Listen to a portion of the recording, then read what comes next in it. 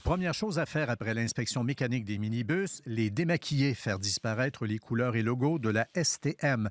C'est sans doute ce qu'on peut appeler une aubaine. 16 véhicules, dont un entièrement électrique à 5 000 chacun. Coût total, 80 000 S'ils avaient été achetés neufs, il en aurait coûté à la STTR 2 200 000 une fois l'aide gouvernementale à l'achat de 50 appliquée. 5 000 l'unité, des modèles 2020-2021.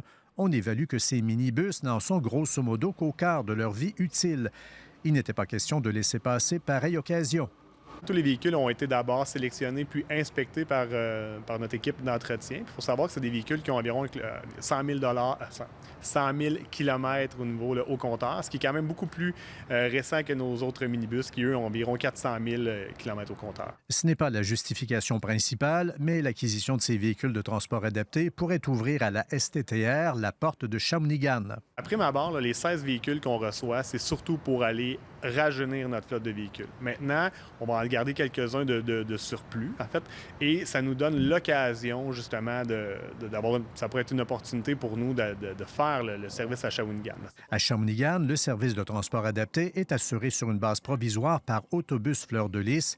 Un nouvel appel d'offres auquel pourrait répondre Trois-Rivières est en préparation. Oui, ils pourront toujours soumissionner. Ça nous fera plaisir de recevoir leur soumission. S'ils l'ont, tant mieux.